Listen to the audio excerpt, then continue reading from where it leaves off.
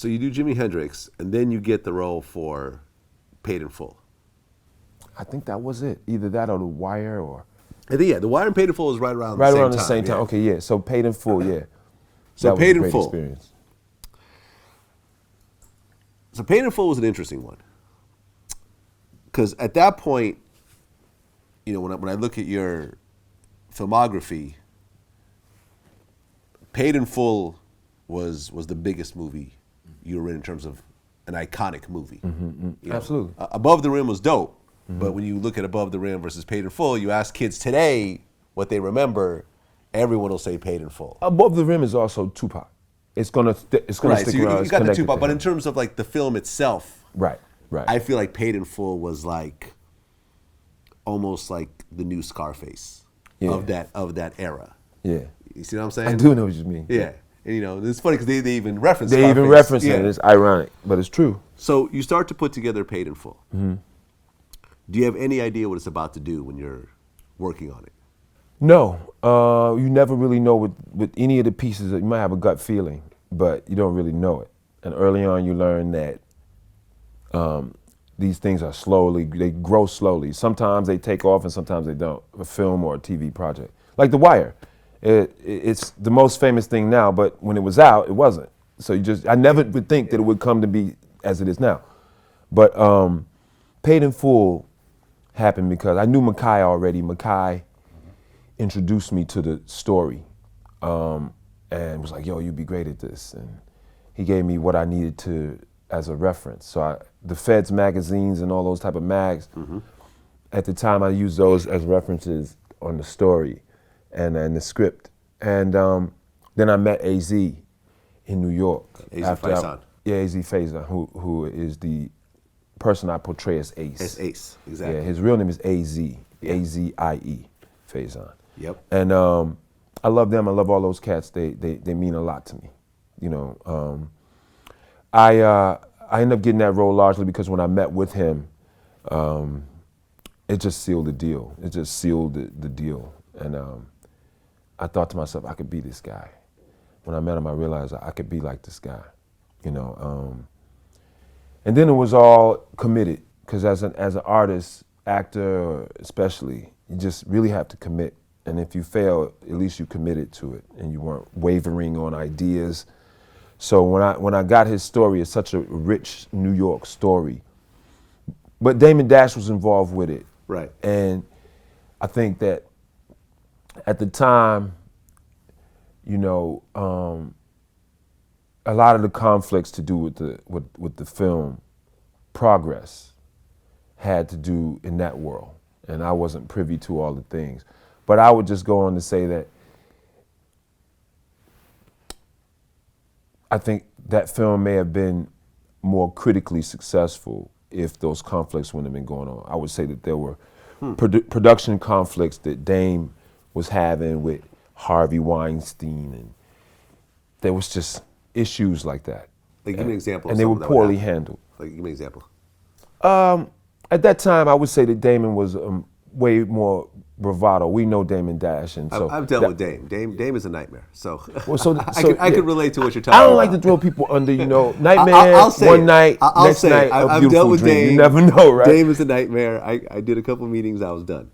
Well, okay. So yeah, he could back then particularly. Now I believe he's humbled and good. You know. Yeah, I can't even imagine him back then when he was on top of the world. Rockefeller was. It was all bad in the sense where he just had too much control and power. Okay. Chuck or Charles Stone, who directed it, was had to deal with that. You know, Harvey Weinstein, they had to deal with the bravado of that personality. Me, I was immersed in the character. I wasn't really privy to how he was being. I wasn't thinking about it. I wasn't looking for Damon or Jay-Z or none of them. I just wanted to satisfy the role every day. And so was Makai, and Cameron had to, which Cameron, let me just say, Cameron in Paid in Full, I just watched Paid in Full the other night it was on. I hadn't seen it since then, too. I hadn't seen it since the premiere of it. Never saw it on TV, never watched it on my own. Till the other night it was on, I caught it midway. My goodness, I see why people love it so much. You know, I really do, I get it. And a lot of it has to do with Cameron. And yeah, me and Makai, but Cameron seals the deal, you know. it's a trifecta with him. He makes it a trifecta. A film will always be a classic, even more. It could even be bigger than Scarface in the sense that because nobody watch Scarface as much as they watch. You ain't hearing about Scarface as much. That's our generation. Scarface. Right. I mean, because I could tell you, I don't know how many times we reported on somebody dying, and in the comments, almost every time someone say, dudes die every day, B. Like, like. Yeah, I'm not prepared for some of the stuff. It's way beyond the scope of even my dreams. I'm living a life that I've dreamed about, but the life is bigger than the dreams. Right. You understand at this point. I interviewed Azie Faison. He said, now I guess even though it was his story, he kind of, once he sold the story and it started to go into production, he kind of lost control of. That's how it goes. Having a say, yeah. That's how it goes. He would be rare if he didn't. He's the writer. Yeah. So they don't deal with writers after, on nothing. Unless they're a writer-producer, you're not going to have much to say. He, in our interview, he said he had a problem with how he was portrayed wearing a wire at the end. At the end of the film, why do you make it look like I was wearing a wire in Total on Outlaw? Which that never happened. Never happened, bro. So here I present a film to them, Trap, to try to save a generation. Like, wake up, man. Why do y'all destroy my character to the streets, that who I'm trying to talk to make it look like I was a snitch? Oh, yeah. Because he said that never happened. Okay, I understand, he should have a problem with it because it's his story. Yeah. It's just that's just a convenient thing to do in a movie. It's just a technical, convenient way to wrap up the movie. That movie, he wrote a 300-page script. Okay, did he mention that? Azie has written, he's a prolific writer. 300 pages? He has a 300-page version of that has all the gory, literally the gory detail that could never be in a rated R movie. Yeah. So we had to pick and choose the elements of that story to really tell. And I'm proud of the film. I wished he was satisfied with every element of it, but yeah, That's just how it goes. That's Hollywood.